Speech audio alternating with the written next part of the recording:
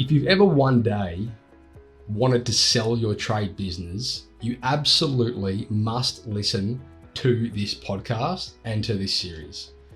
For 3 years, I've been wanting to record this, and I've finally found the right person for the topic.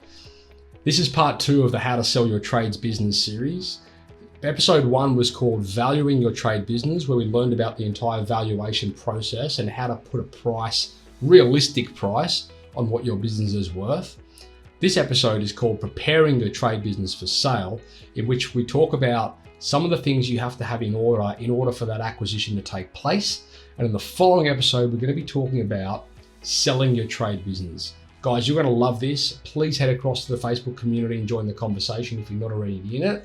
And if you see this come across social media, please give it a like and a share. Ciao. Today's podcast has been proudly brought to you by Tradie Web Guys. Tradie Web Guys work with tradespeople only on their websites and marketing solutions to help them stand out from their competition. Everything from web design through to SEO, search engine marketing, content creation, you name it, guys. It is a customized solution for trade-based organizations, and it's fantastic. Head across to tradiewebguys.com.au/apply, fill in the form, and let's have a conversation. Giving tradies and contractors around the globe the tools to run a modern business. You're listening to Toolbox Talks from the Site Shed. Now here's your host, Matt Jones. Brandon Jacob, welcome back to the Site Shed podcast. Matt, how are you doing? Very well. And you're coming in today from downtown Houston. Yes, I am in Houston today. Lovely. I think part 1, we were speaking to you. You were in lovely Portland, Oregon. Yes, where it was cooler. Yeah, no kidding. Beautiful, beautiful part of the world. Absolutely. And so we are back today for part 2 of the How to Sell Your Trade Business podcast. For the listeners out there, if you guys want to watch Brandon and I talking here, you can head across to YouTube or the Facebook page, and we are now a video podcast, so you can check that out if you want to see our beautiful faces. For those of you that don't, I don't blame you. So Brandon, this is the part 2, which is preparing your trade business for sale. In the first episode, we were talking about valuing your trade business and what you need to understand. And the purpose, I suppose, of this entire series is, to communicate to a lot of the listeners out there and viewers out there that it is possible to sell your business, despite that whole mindset around, well, I am my business and it will never sell because I'm the magic. And I think in the first episode, we did quite a good job of understanding what is important when we're talking about valuing your trade business. Do you want to give us a bit of a recap on that episode, just for the guys that, just to refresh them?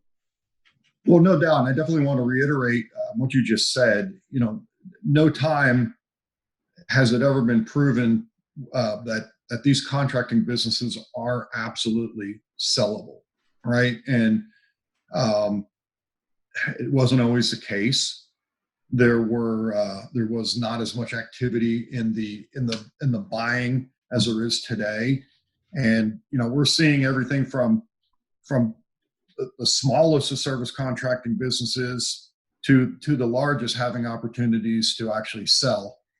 And to kind of reiterate what we talked about in valuations is kind of also a segue into preparing your business to sell, because preparing your business to sell is essentially building more value into your business, right?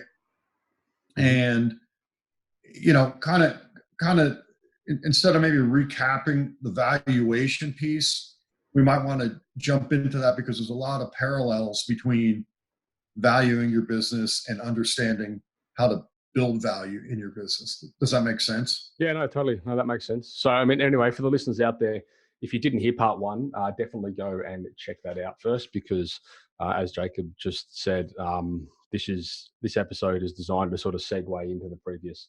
So make sure you go and check that one out first, and then hopefully this one will make a lot more sense.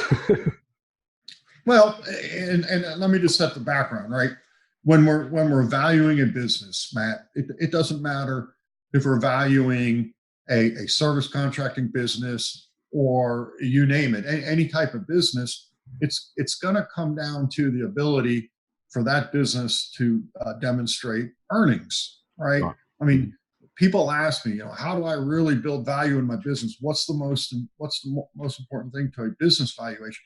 And it's earnings. So, as kind of going into it, the ability for a business owner to demonstrate consistent and accurate earnings is not only the key to a valuation, but it's also a key to preparing your business to sell. So I'm curious when we're talking about earnings, right? Because I mean, you hear all these stories about, companies. I mean, obviously, I'm talking about the rainbows and unicorns of, all these tech companies and stuff that basically never make $1 and sell for $1 billion. Right.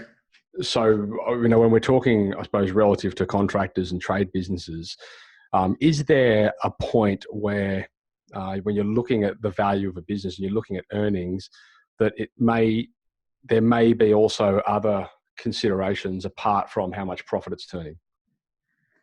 Well, definitely, and I was kind of going to touch off on making your business more attractive as well, because there are certainly features that the earnings piece, while it's the most important thing that drives value, it's certainly not the most important, or it is one of the most important things that's going to attract a buyer to your business.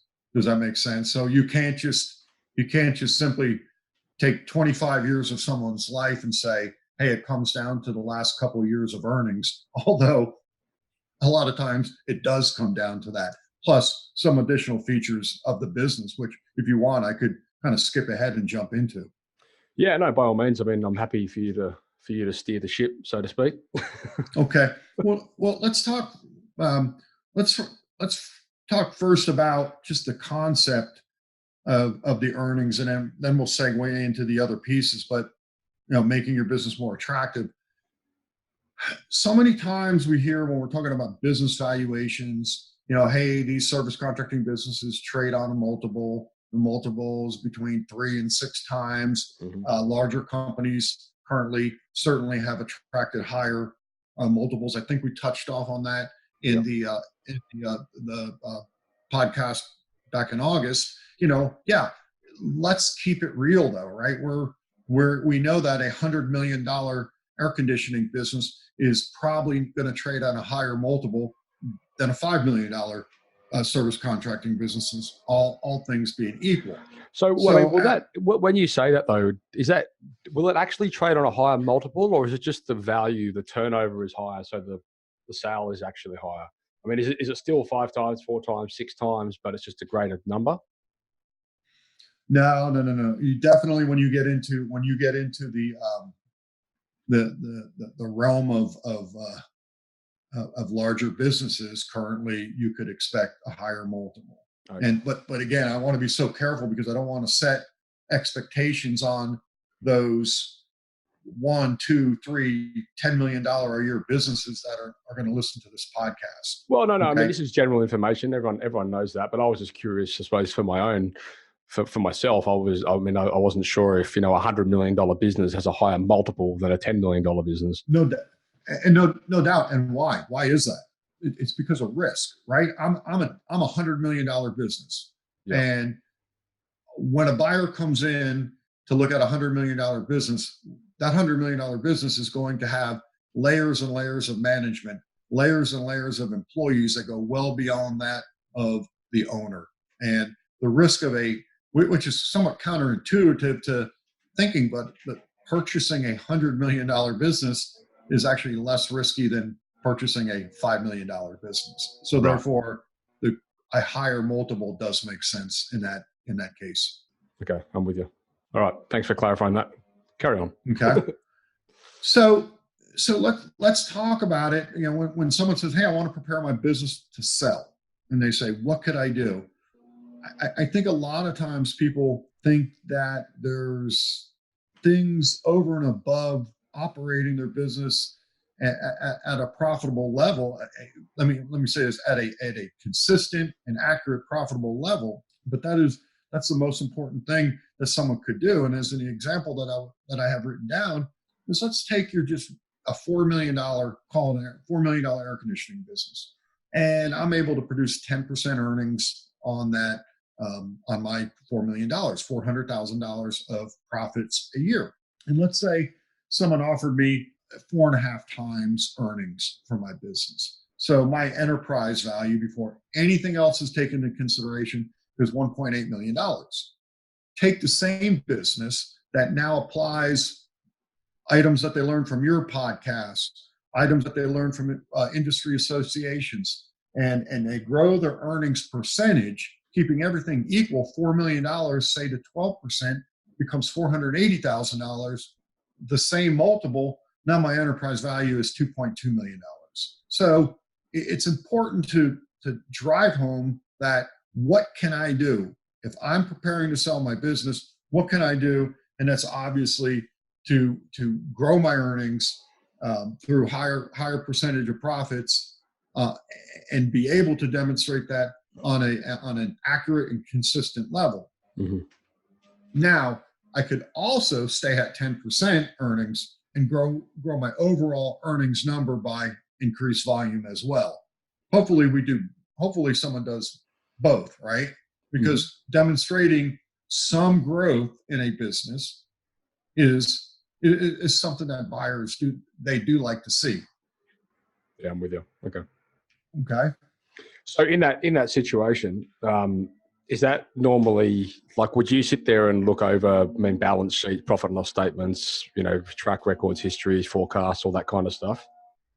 Yeah, no doubt. And it's interesting that you bring up that point. Is people ask me all the time, hey, I don't know if I'm ready.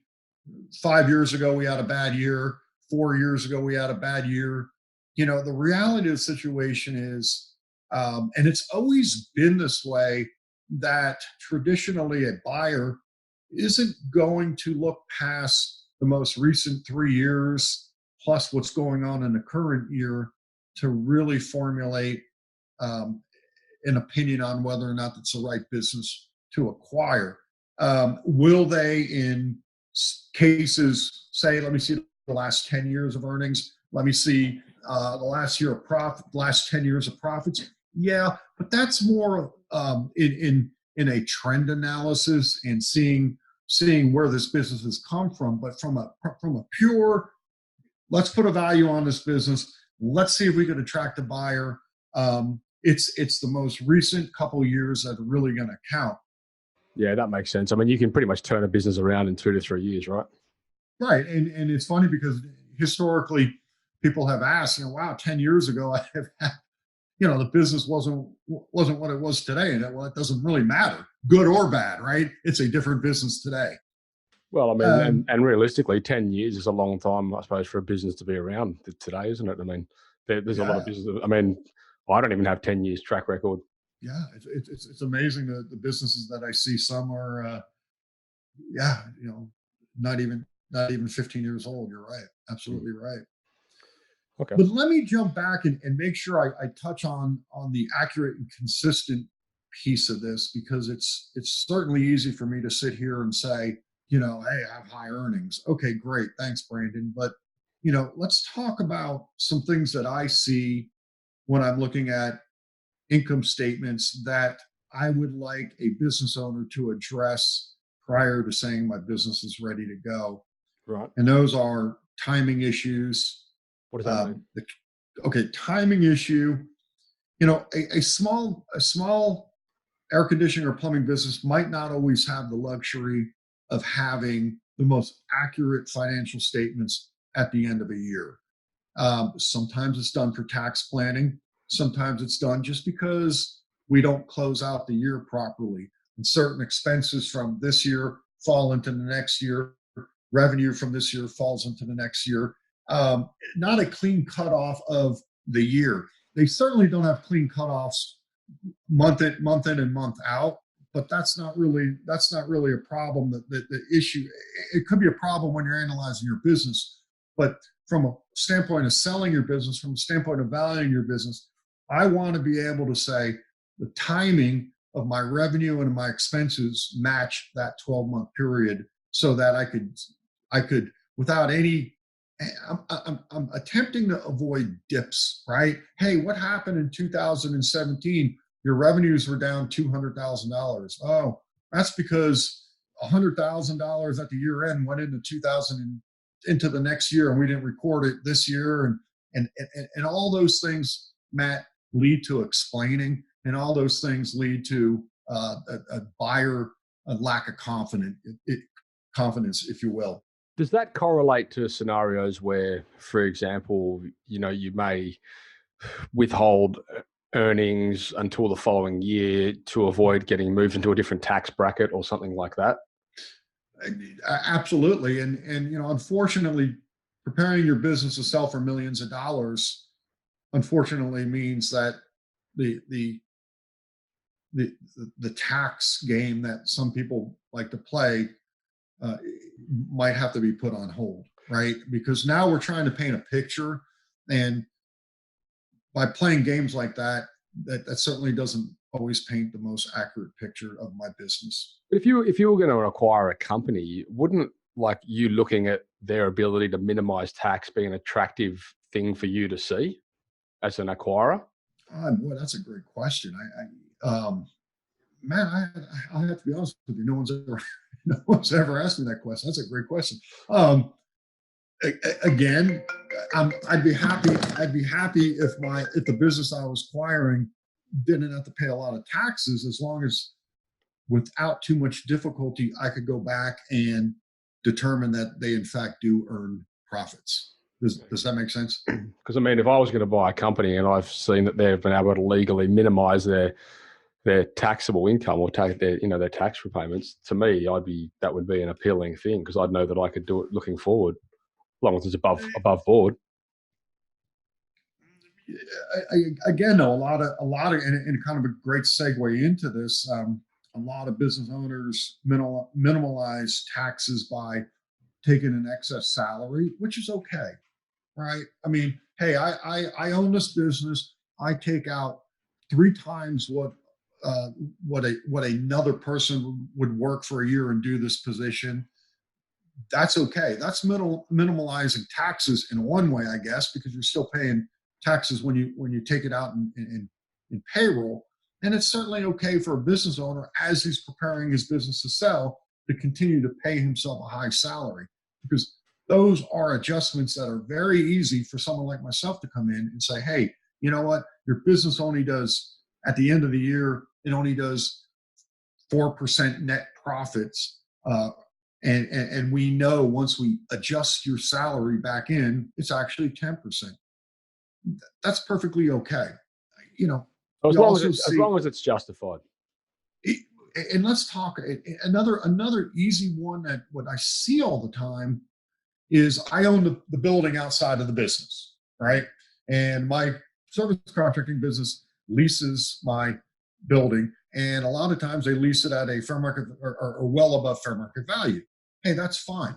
If I want to do it that way, there's nothing wrong with it. Just as long as when it comes time to sell my business, I understand that I could adjust the earnings and therefore increase my value of my business if I'm willing to lease to the buyer going forward at the adjusted amount. Does that make sense? Yeah, I get you. So is that a legal obligation in order to disclose that sort of thing? Because that makes a lot of sense what you just said then. And I'm wondering, where does that leave you as somebody who's selling your business to somebody? If you own the building, you have to disclose that, I suppose, right? Because they'd be like, hang on, you pay this much rent? That's crazy. Oh yeah, I mean, I don't know if it's illegal. It's not illegal, but I'm gonna present my financial statements to a buyer, and they're gonna go, "Wow, your company makes no money." But wait a minute, I take out twice the amount of rent that I really should. So therefore, yes, you do want to disclose that to the buyer, because he's going to lease your building from you at something far less than what you currently took out of your business, and that's going to certainly be able to drive your value when you make those adjustments. And so in preparing your business for sale, like when you're looking at those numbers, so even though on the balance sheet, the profit and loss statement, you're going to have your income and your profits are going to be considerably lower due to the fact that your rent is a lot higher, but you can adjust that looking forward. Like it doesn't necessarily have to be black and white off the profit and loss statement from your perspective. It absolutely doesn't have to be black and white, except in one instance, Matt, 20 something years ago when I started doing this, it seemed that business owners in our trade did a lot more of tax management and expensing through their businesses or business personal expenses, for lack of better terms. Okay, you name it, right? The vacations, the gas for all family members, and things at home and things like that. And again, if we're going to prepare our business to really prepare our business to maximize the value and really find a buyer who's going to give me a real offer, I think you owe it to that buyer and you owe it to yourself to limit those kind of adjustments. Does a buyer take those into consideration? Yes. But that means he's taking things into consideration.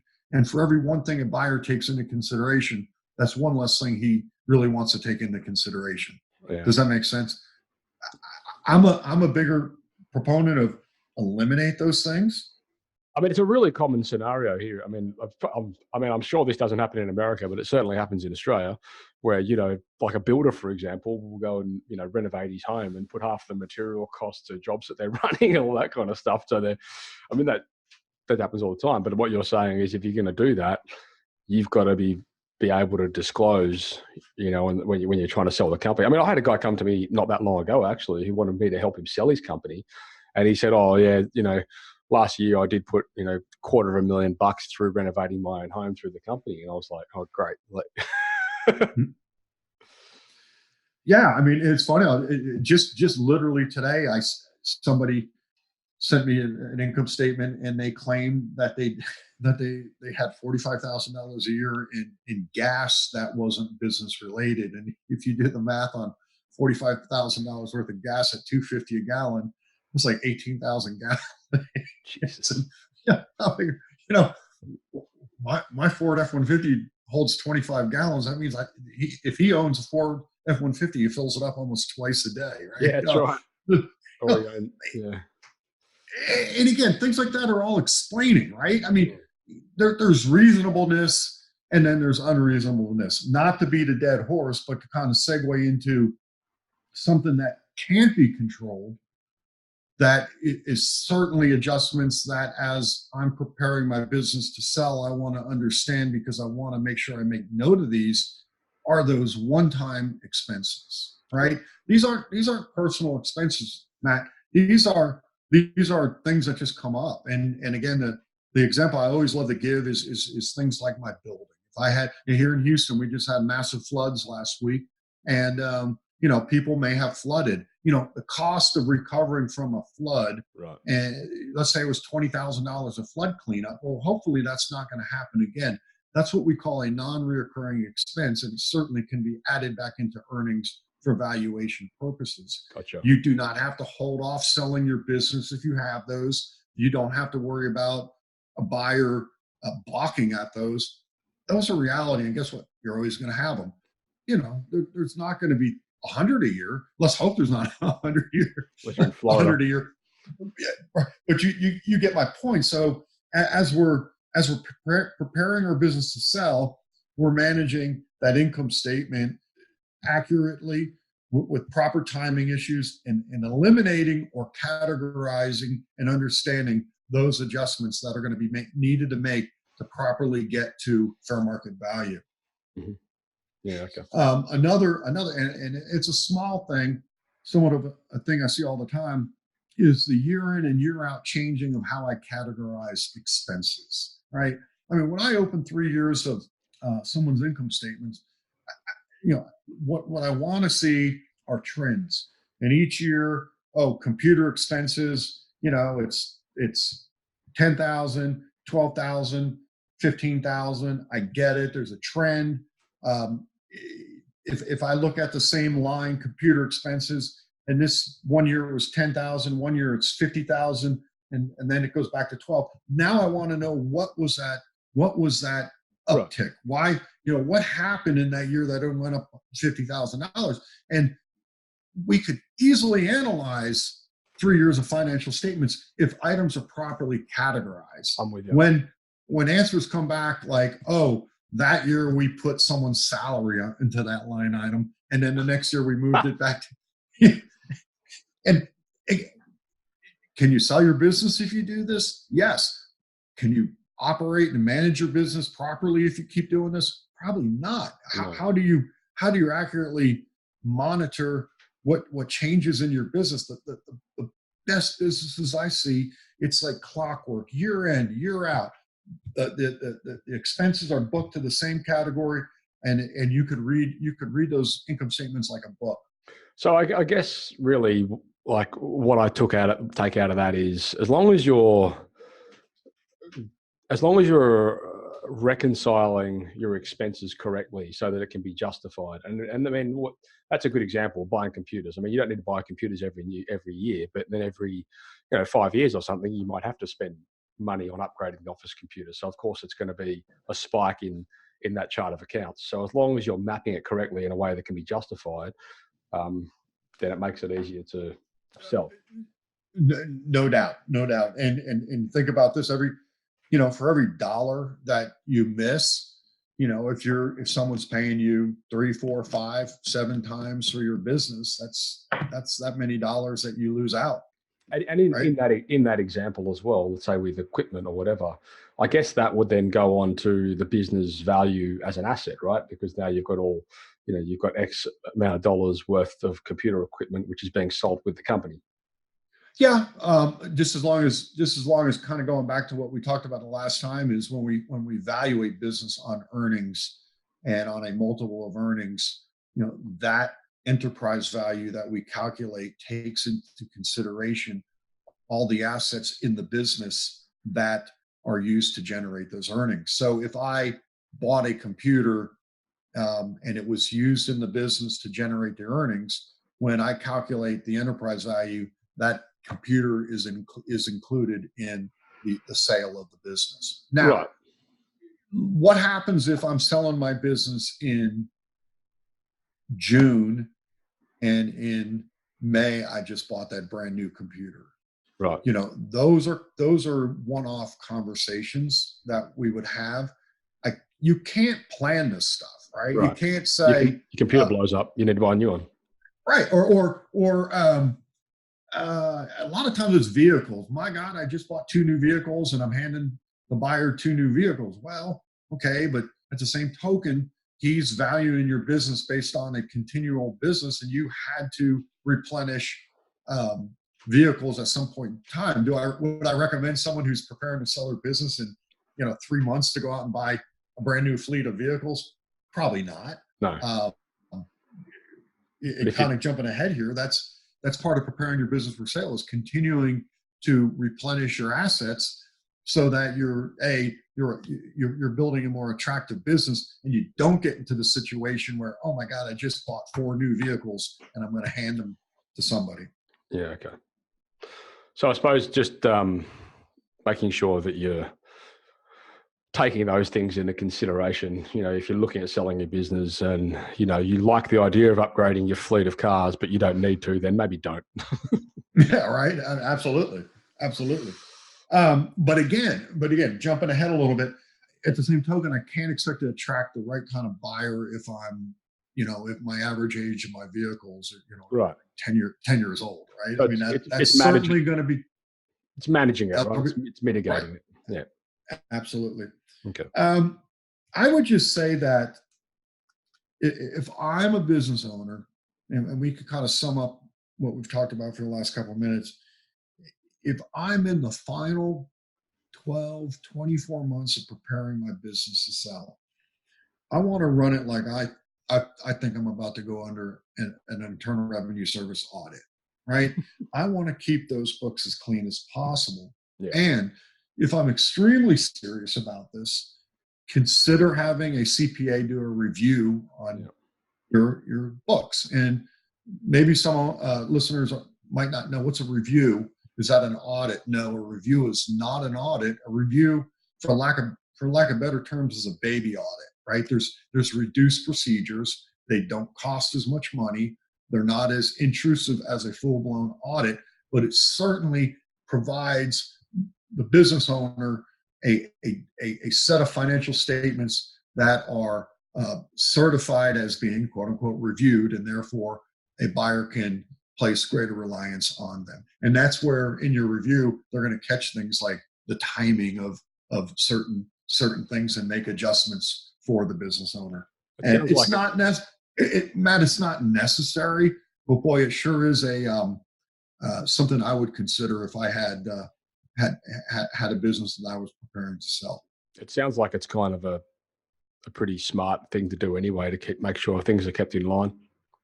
Yeah, right. I mean, it certainly is. Okay, where next?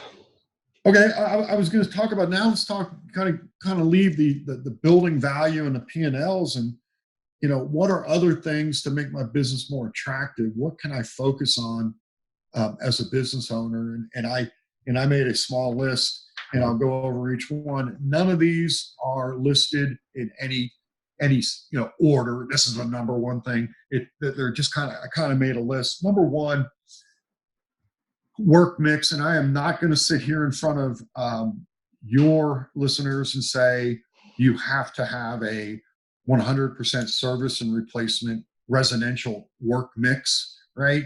That's not a reasonable thing, specifically when we start talking about some contractors that may be in smaller markets, right? They're going to have some commercial work, maybe some builder work where they're doing remodels or a few custom homes a year. That's okay. We want to stay away from the new construction work because a buyer is just not going to value it. Right. And interesting. I'm sorry. Yeah. It's just unattractive. I don't mean to, if I'm a service and replacement business, usually one of the first questions a buyer is going to ask is how much new construction do they do? Is that right? Yeah. Wow. And it's always relevant to be able to categorize your work mixes. Hey, we might do some builder work. We might do some remodel. We might do some custom work. And that's really okay as long as the margins in that work holds up to the rest of your business, right? But the important thing is, business owners, please be honest with yourselves, because I've gotten into situations where the conversation starts off as, oh yeah, we're 90% service and replacement. We have just a few builders who do a few custom homes a year. And then when it all boils down, that's like 15% of their annual volume, right? Huh. And is it a dishonest thing? No, I think it's just a lack of fully understanding your work mix. And again, I don't want to, because you may have people listening who do new construction and maybe discouraged when I say this, so I don't want to be too heavy-handed on it. But from where I sit and what I do, it certainly is a service and replacement type play that attracts buyers. It's interesting you say that, because this is something that's recently. So we've got a business development program for trade businesses called Trading Mate Pro, and one of the initial things that we do in that program is we look at the income streams of businesses to ascertain where they're most profitable and where they're spending most of their time. And in a couple of cases with people that are going through that program, we've recommended, and justifyingly, that they cut their biggest income stream because it's just sucking up too much resource. And in both cases, they were companies that do both residential maintenance and construction. And the construction was taking up something like 70% of their time, and it was making them, 20% of the money kind of thing, like. And all the risk was in the new construction as well, right? Exactly right. There was so much exposure. And said, well, look, you're going to reduce your overall income for the business, but your profits are going to increase by 80% or something like that. Because they're like, what? So it's just, And imagine that, do less work too, right? yeah.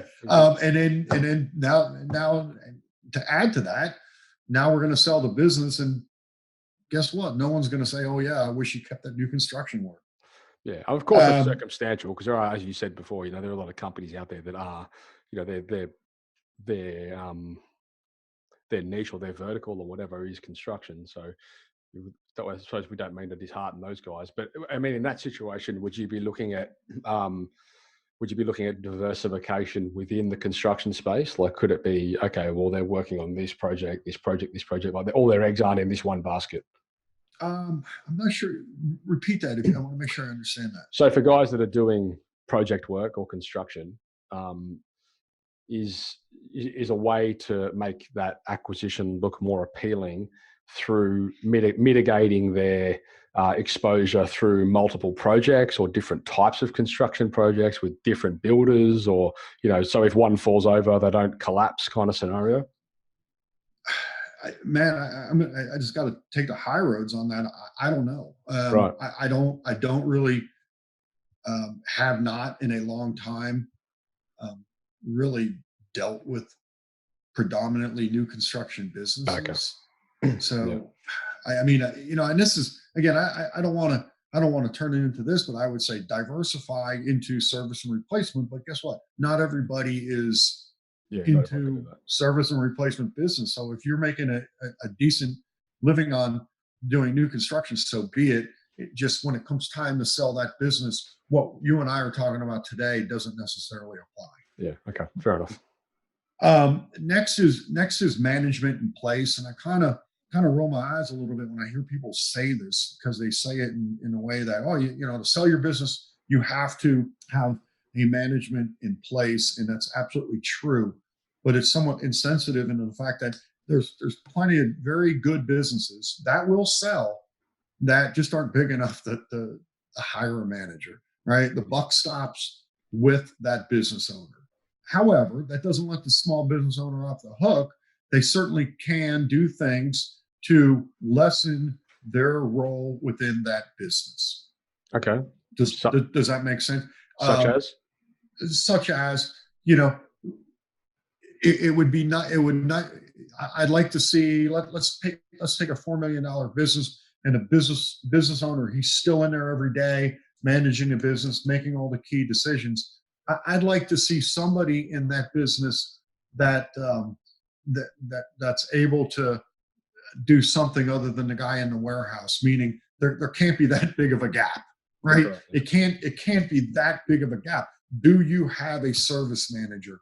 Yeah, I do. He may not be the strongest person in the world. He may not be $150,000 a year manager, but I do have somebody in place that can and does carry on some responsibilities. However, that being said, if I'm a business owner and I'm still active in the business, still managing the business, the kind of buyer that I'm going to attract is going to be different than the kind of buyer than if I have a $20 million business and I'm able to nurture, a real organizational chart with real management. And again, where's the higher value? Getting back to the higher, going right back to what we talked about earlier, it's less risk. I have management in place. I could buy this business. It's less risk. I could pay more. That $4 million business, when the business owner decides that he is had enough and retires, and he will, that's a higher risk for me, the buyer.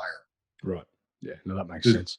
And I think a lot of times as well, in my small experience with acquisitions with companies I've worked for and colleagues and things like that, when they're buying companies, they typically will buy a company and plug in their management. Yeah. And I'm currently involved in a transaction right now where I was pleasantly surprised that the buyer said the owner, who was willing to stay on, but made it very clear that they weren't interested in staying on for many, many years.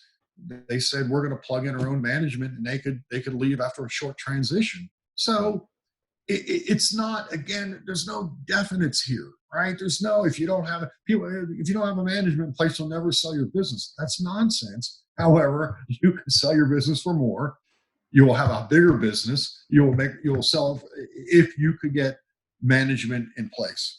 And just while we're on that topic, because it's kind of a conversation that comes up a lot within our community and with our listeners and our clients and things like that. Having processes, detailed processes that dictate how tasks or roles or responsibilities are carried out for certain people within the company. Is that an attractive thing for somebody that, yeah, okay. So, yeah, no doubt. And I didn't list that out, but that certainly is, right? If I'm able to sit down and say, hey, here's why my business is operating at 13, 14, 15, 16% versus everybody else who's at 8%, is because I have these procedures in place. And by the way, we follow them as well. Yeah, absolutely. I have a more attractive and a more valuable business, no doubt. So for all you guys out there, just recap on that. Like, you hear me bang on about it all the time: systems, processes, standard operating procedures, whatever you want to call them. They are important. So make sure you're investing in that. If you ever want to sell your business, invest in it now. But it's actually a twofold punch, right? One, I've got procedures in place, so I have higher profits, right? So now I have a higher valuation, and now I could say to the buyer, hey, by the way, this is what you're getting. You're getting procedures. Right. Now I'm making my business more attractive. So the two kind of correlate with each other. Well, I mean, once you've got those procedures, the idea behind procedures is you can give them to somebody to follow, right? So if you've got a management team and you're buying a business that's fully documented, then it's a no-brainer. No doubt. Absolutely. The next one is and I'm going to combine it. I have a well-branded business and a business with a good internet reputation. Yeah. If I go to somebody who's interested in a business and I'm representing that business, and hey, here's the name of it, the very first thing they're going to do. What's the very first thing they're going to do? Google search. Before the phone call's over, they're going to the internet. Yeah. And it used once upon a time. The reviews and what people were saying online wasn't something that people could find. It didn't exist. Well, today it does, and it matters. It matters today. For better or worse. Yeah, for better or worse, absolutely. And a well-branded business is somewhat. I struggle with laying that out. What does that mean? It means when we present our business to a buyer, it's just more than just a service contracting business, right? It's a little vague, but you get my point.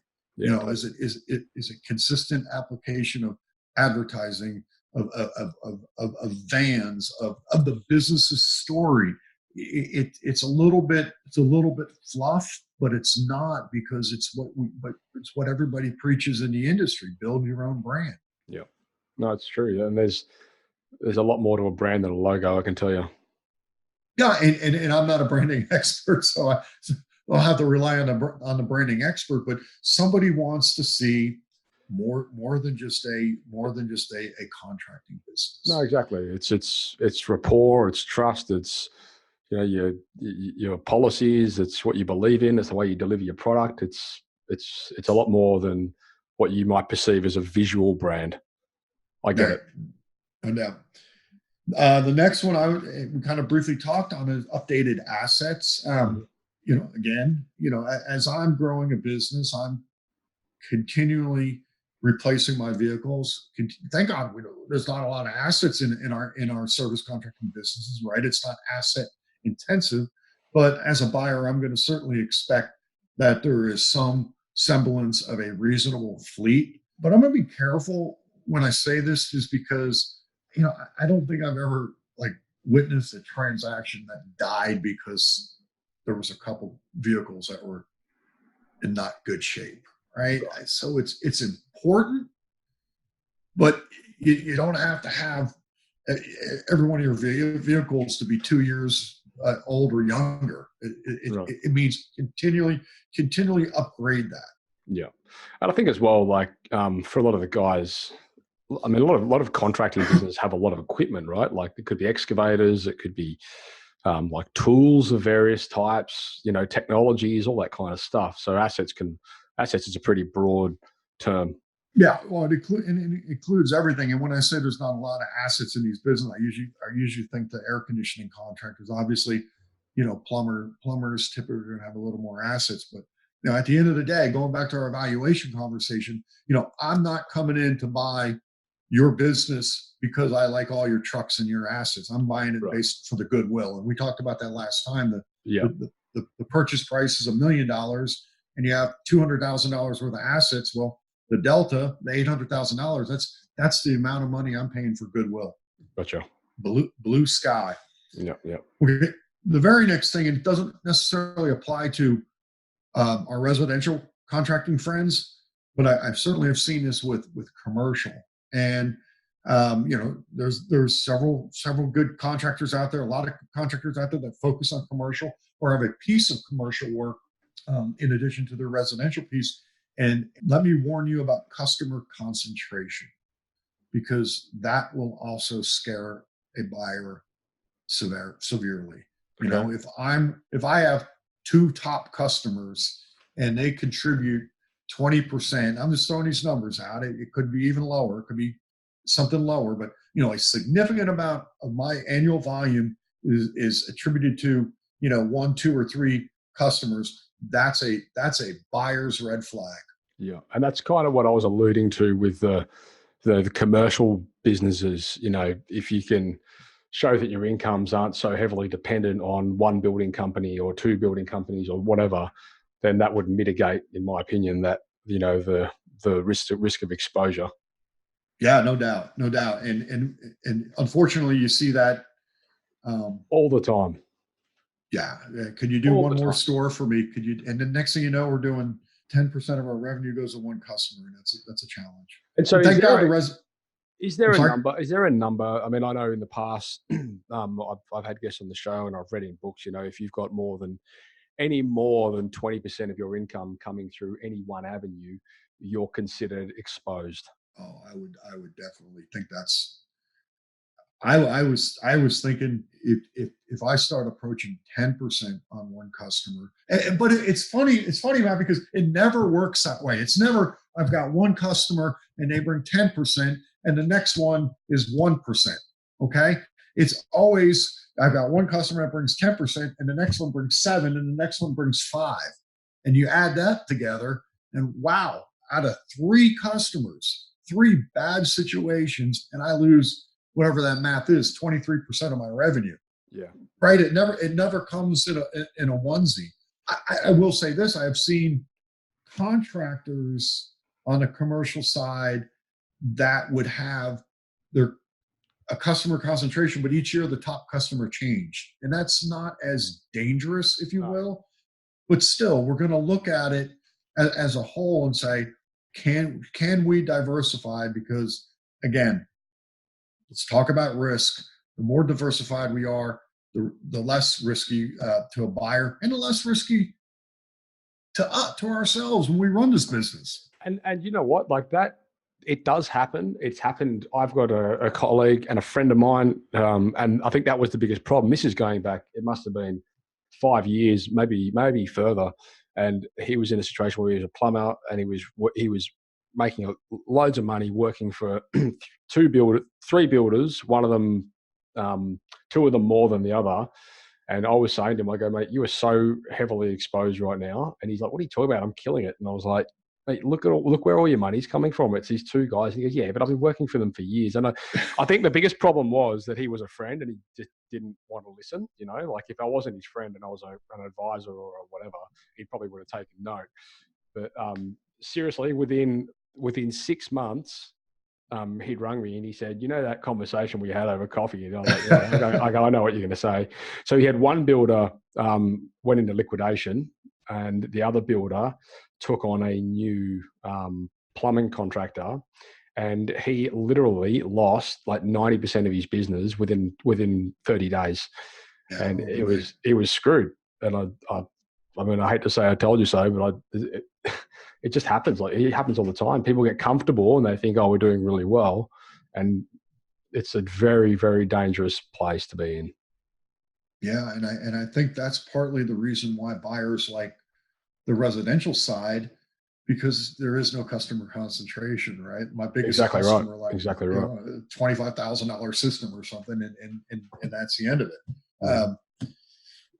Okay, so that's how those are some things I can focus on. One other thing, and it's somewhat relevant, is my balance sheet. Right? We talk about the income statement, and we talk about multiples of earnings and earnings and earnings and earnings and expenses. But what about when I'm going to hand over my balance sheet, which is a snapshot of the condition of my business at a given point in time, right? My assets, my liabilities, and my equity.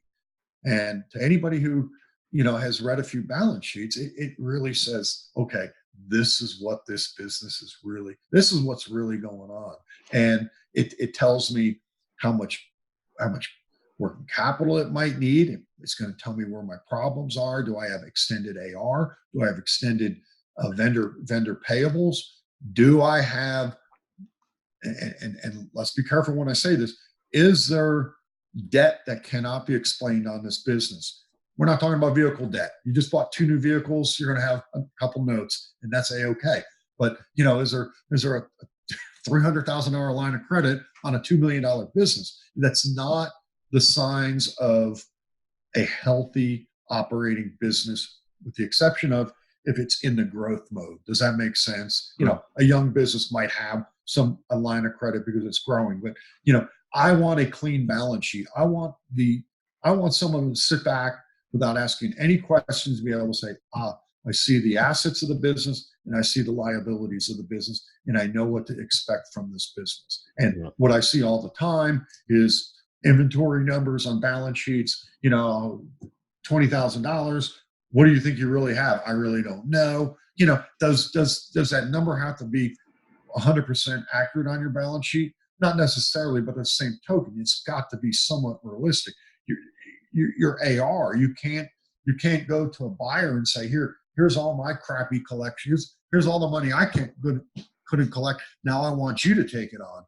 The accounts receivable. And let's be hopeful that we don't have a lot of AR in COD, residential service and replacement businesses, but we see it. Yeah. But we see it. That must be and over the last 5, 10, 15 years, I imagine that, especially for COD businesses, that's almost become null and void with technology, right? Like getting paid on sites almost, and thankfully common practice almost. Yeah.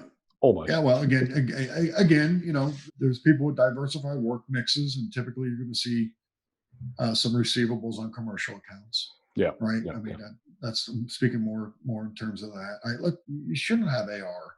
Accounts receivable if you're a residential service and replacement business, and if you do, maybe you're not ready to take your business out to the market because you have some things to address. Yeah, I mean, I know a lot of those guys, they will have accounts receivable if they're doing work for strata organizations, real estates, who they've got like a 30-day, 60-day billing cycle or something like that. But it's still residential replacement and residential maintenance or whatever. But I get what you're saying. Okay.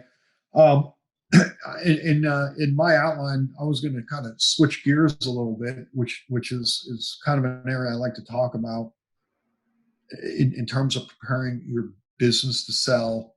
And it's something that people don't always talk about, but having the experience that I have and kind of bouncing around for 25 years and doing this, it's talking about the owner's head. And never mind the business for a second, preparing your business. Let's prepare the owner's head for what might happen here, because that sometimes, Matt, is the bigger challenge. I built a $11 million business, $12 million business, and it's kicking off, 12%, 13% EBITDA, earnings before interest, tax, and depreciation. People want to buy it, but I can't come to grips on what I think the value is or what I even want for my business. And as a business owner, as I'm preparing my business to sell, I better start preparing my head to have a realistic expectations as to what my business is really worth. Does that make sense? It's a very, very good point. I think people get dangerously emotionally attached to their baby. Yeah, and listen, man, it's okay to have high expectations, right? Here's the value of my business, and my expectations are higher, but that higher expectation, it can't be what's the term of the fluid, if you will. It can't. My business is valued at $1 million, and I really want 1.5. But if someone offered me 1.1, I would really want 1.8. It has to be, I understand my value, and this is what I need to sell, or I'm not ready to take. I don't care how prepared my business is. Mm-hmm. You're not ready as a business owner to go through this process, and it's not an easy process. You're going to dangerously waste people's time if you go about trying to sell your business without having your head on straight about what your expectations are. Yeah. And wasting people's time in this process can lead to, it could lead to the next time around, someone might not be interested in talking to you. It could lead to lawsuits if you got into really negotiating, really into a transaction, and you finally decide, you know what, this money's not enough. I want to get out. Well, you could find yourself in a bad situation. But again, I'm speaking more about professionally preparing your business, professionally as a business owner, preparing yourself to understand what the value is and what it's going to take for me to actually sell my business. And so, I mean, on that, like, how does one go about becoming mentally fit for something like that? Like, obviously, it's not your job to coach them in mindset. Where do they learn this stuff? I actually, believe it or not, have developed a program where someone like myself would go in and actually sit with an owner, and it's more about that piece of it. Right? Is that right? It's more about, let's talk about, never mind your business, let's talk about you. Right. And it really kind of starts with, or it does start with, why do you want to sell? Right? Because everybody's different, right? Everybody, I've got a health problem. I am 75 years old. I am 58 and I want to go do something else with my life. Everybody has a different situation. And if we understand individually, if we understand why that decision is being made, then we kind of formulate not only how to get focused on actually making it happen, but also, hey, if I am 75 and I've never worked for anybody in my life, there's a damn good chance I probably don't want to sell my business and go to work for the person who buys it, unless again, nothing's 100%, unless I have nothing else really to do. And some people some people do that, right? Oh, yeah. But you get my point. If I have decided to sell my business because it's time to go do something else, then we need to understand that. So when we go out to try to find buyers, we're not bringing buyers in that say, oh, the owner has to stick around. And there are those owners who absolutely will not buy a business unless the owner commits to staying around and even keeps some equity in the transaction, meaning some ownership of the business. And it's fair enough as well. I mean, like, especially for like a service-based business where so much of the business is tied to an owner, like it's a hard thing just to somebody come along and buy that and then lose that relationship, especially if you're dealing with, real estate agents or even, long-term existing clients. Like, you can't expect somebody to come in, buy it and pick up where it left off. So I would imagine it's pretty common to have like a transition period phasing them out of it. Yeah. And if your listeners ask, what's a common transition period? Unfortunately, so much of what we do here is a little bit vague, because I'm working on one right now where it's the buyer suggested a term that was very short. And I even said, well, wait a minute, you're buying somebody who operated this business for 25 years. They may want to actually transition a little bit longer to ensure their employees, to ensure you are successful. usually you don't get that. Usually it's not they could leave sooner than later. It's usually when we get into bigger businesses, private equity guys who are not going to step in to operate these businesses, right? They're just making investments into the business. They are absolutely going to say, we need you to stay.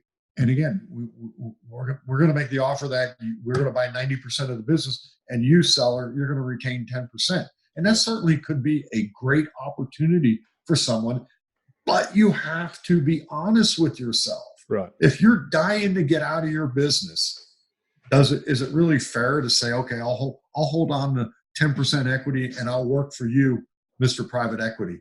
Yeah. It doesn't. No, I like it. All right. How are we going then? Good. We've got just a couple more things on preparing your business, and then we could jump into the next segment. Couple other things, Matt, that sometimes get overlooked. We touched briefly on debt, right?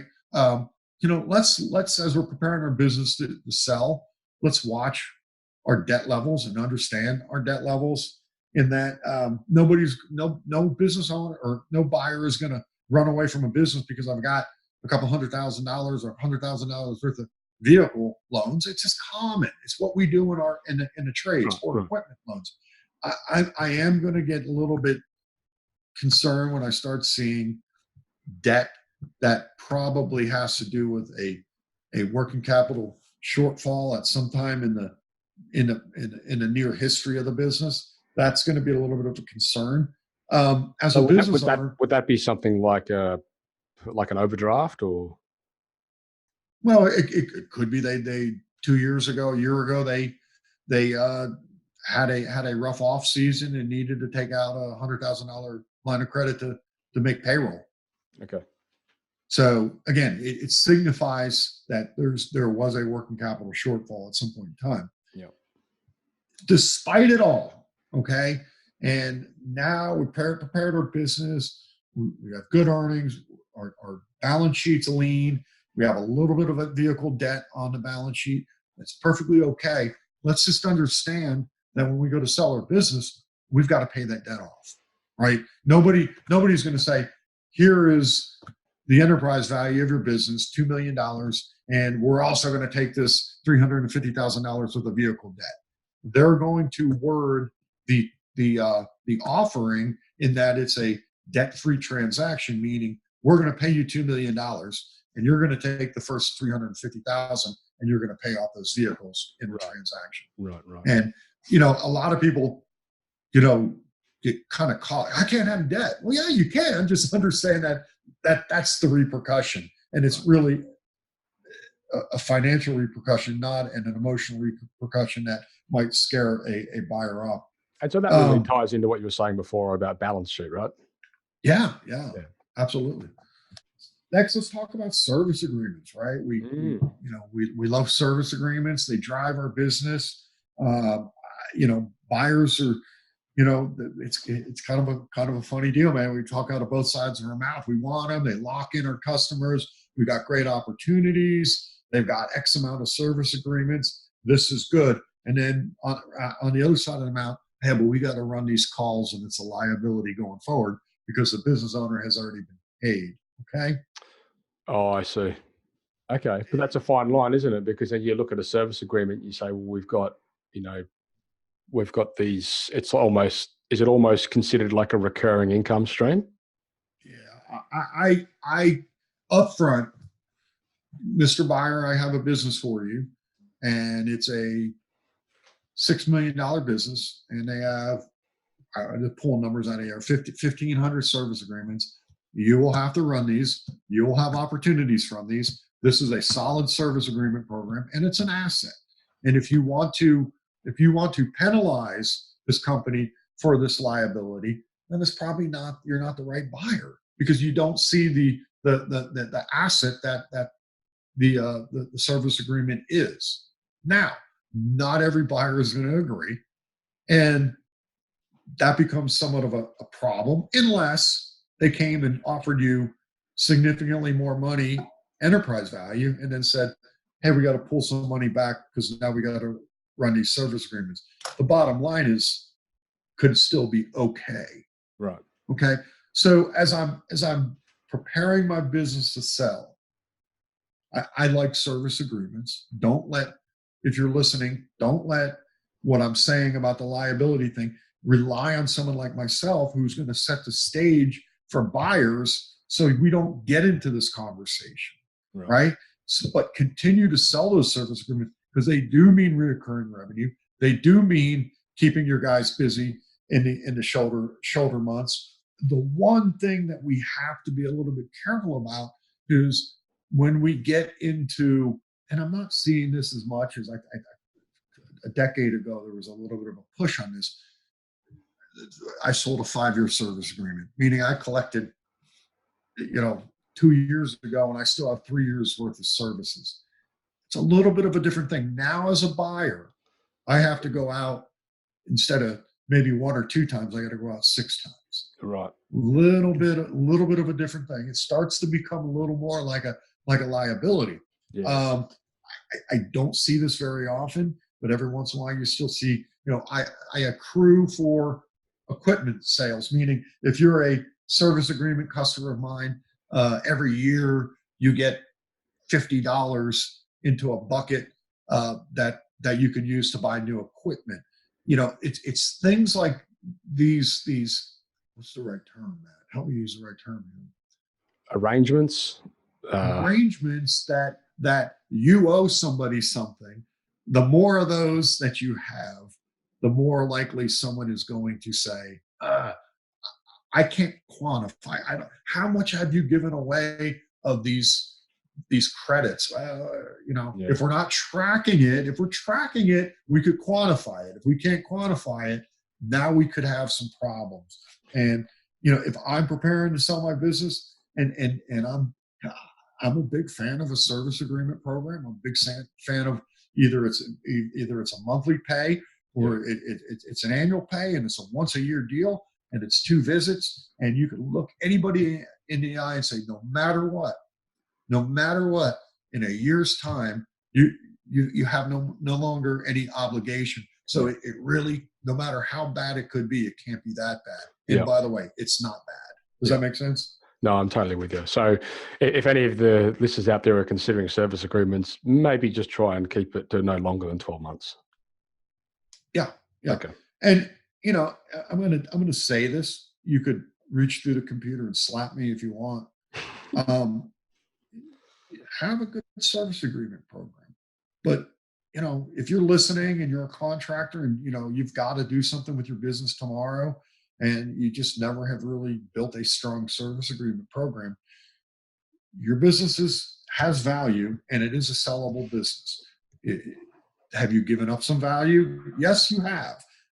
But there are people who to this day say you can't sell a service contracting business without service agreements, and that's not reality. Okay. I have sold businesses that had less than spectacular service agreement programs, and we've got it done. Well, I've worked for a company that were, the time I was there, he acquired 3 companies and none of them had a service agreement. Exactly right.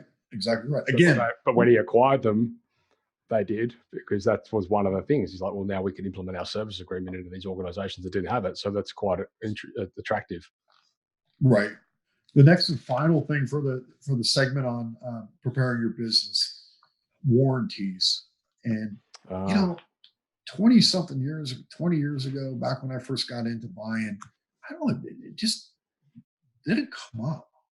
Like nobody, and then all of a sudden, it's because back then people used to build to last. Now it's all just slapped together with duct tape. Well, now, a lot of manufacturers, there's no reason why somebody would offer an extended parts and equipment warranty that's not covered under some kind of program, right? But you still see it sometimes. Yeah.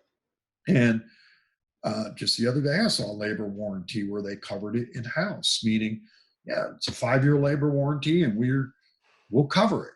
And, as I'm operating my business, it might make economic sense that I don't buy an extended warranty or go to a third-party warranty company and I offer my customers, you have a problem. If I install your air conditioning system, I'll cover the labor for the first 5 years. It may make economic sense because you can make it back in parts and replacements and service. Yeah, but be careful because a buyer could quantify that to seem like the biggest risk in the world. And consider avoiding any kind of in-house warranties as you're preparing your business to sell. And if you have them, be able to track and show, no, this is the amount of exposure that we have. Each year we spend $15,000 on labor honoring those warranties. And then we could quantify it. Then we could say, it's not as extreme of a liability. I mean, it's not uncommon for a contractor to have, like a lifetime guarantee on workmanship. Well, especially here. I don't know if here, not really. I mean, it's more, the parts and equipment are under a warranty, and the labor, it's a workmanship, not really a lifetime for. So I think what they're trying to do is, in a lot of cases, remove buyer's remorse and say, well, look, if anything breaks and it's our fault, we'll come fix it. Of course we will. But if anything breaks and it's something to do with the product that we installed, then we'll have to go back to the manufacturer to get that warranted. We might just be missing semantics. I absolutely get what you're saying, right? And because contractors are going to stand behind their work, whether or not they have a warranty or not, right? It's that written contract. You, the homeowner, if you have any problem with the air conditioning for 5-10 years after I installed it, I'll come out. Labor's free. That's a liability, and I better be able to quantify that, or I better not have it, or buyer could make an issue of it. Yeah. And again, that's another thing. Kind of wrap up the preparing your business for sale. Each one of these points I talked about, wow, I just sold my business, Brandon, and nobody ever said a word about this. Well, but the next time, the next person will say that was the big issue, right? So what we want to do is try to avoid or address all the things that I've seen over the 25 years of being in mergers and acquisition and in the contracting trades. Is what are the big things that could be a problem? And let's be happy when those things that we identify don't become big problems. Does that make sense? No, completely. It's trying to foresee potential hazards or potential exposures, right? Mm-hmm. Mm-hmm. Yep. No, I totally get it. Final thing on preparing your business. It really is 75% financial related. I mean, it's really 70, balance sheet, income statement, earnings. The other 25% is building an attractive business.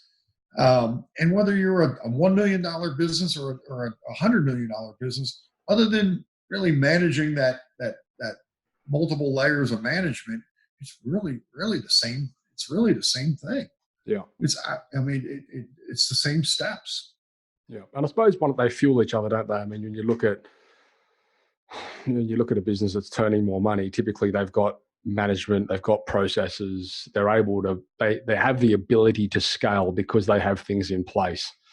So it's kind of like, if you want to make it attractive to a buyer, then, there are things that you can implement which can then help your profit increase, right? Yeah. Mm-hmm. Yeah. And I mean, that's absolutely, yeah.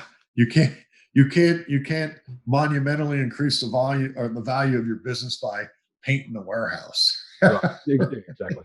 Yeah. Great, man. This has been a fantastic episode. The listeners are going to love this one, I'm sure. That was good, wasn't it? That was absolutely good. So we're going to come back. So that was the second part for you listeners and viewers out there. That was part 2 of the How to Sell Your Trade Business with Brandon Jacob from Contractors Financial Opportunity. Is that right?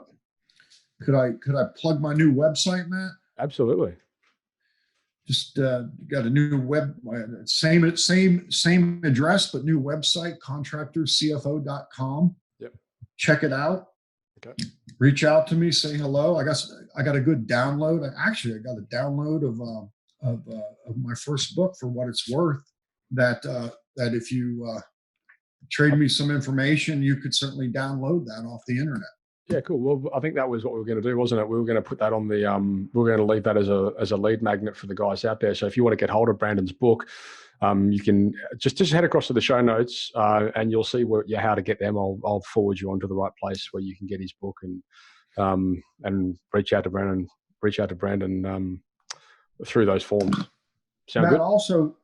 Also, if you don't mind me saying, just because somebody contacts me and asks a question, it doesn't mean they're selling their business. And over the years, I've maybe felt like there might be a reluctance to say, hey, I'm a $3 million contractor in Topeka and I'm thinking about doing something. Can I ask you 3 questions? I'll be here in 3 years to help you. But if you have a question today, I mean, this is what we just talked about, preparing your business, and a 10 to 15 minute conversation could change someone's life, right? And, don't be afraid to reach out to me. It's important to say I am a certified public accountant, and confidentiality is a big thing. And, so many people are concerned about their intent, even before they start the process of selling their business, just their intent of having a conversation with someone who's in the industry like me. And I just want to say, conversations that I have with people, I hold as the strictest of confidence. I mean, it's your life that you're sharing and important things. And I certainly I get no value, nor would I ever repeat that information to anybody. Yeah, cool. Love it. All right. Well, that wraps up this episode. So, Brandon, thank you very much for your time. We're going to come back in the following episode and record the third and final episode of this series, which is going to be called Selling Your Trade Business. So episode 1 was valuing your trade business and understanding what you need to understand. Episode 2, which is what we're just wrapping up now, is preparing your trade business for sale. And then we're going to come back with part 3, which is the nail in the coffin, the selling your trade business. So Brandon, thank you very much. And you're welcome. We'll come back shortly with the next episode. And for the listeners, if you've got any questions or if you needed any clarification on that, by all means, jump on into the community and ask those questions. And I will endeavor to get Brandon back on the show to answer those. And all of the links to his books and things like that are going to be available through the show notes. So make sure you head across there and check them out. That is a wrap. Thank you. Thank you for listening to another episode of Toolbox Talks. If you're liking what you hear, then you can head across to thesiteshed.com where you can join our community by signing up to our Toolbox Talks. You'll get sent a weekly notification, which is basically a highlight of everything that we've spoken about during that week, along with any other industry news that may be relevant or specific to the trades. If you're enjoying the show, you can head across to iTunes, Stitcher, or SoundCloud, where you can leave us a review. That would be fantastic, and all the reviews get read out in the show. Likewise, if you have any friends or colleagues that you think would benefit from this show and the episodes that we create, then please go ahead and share it with them.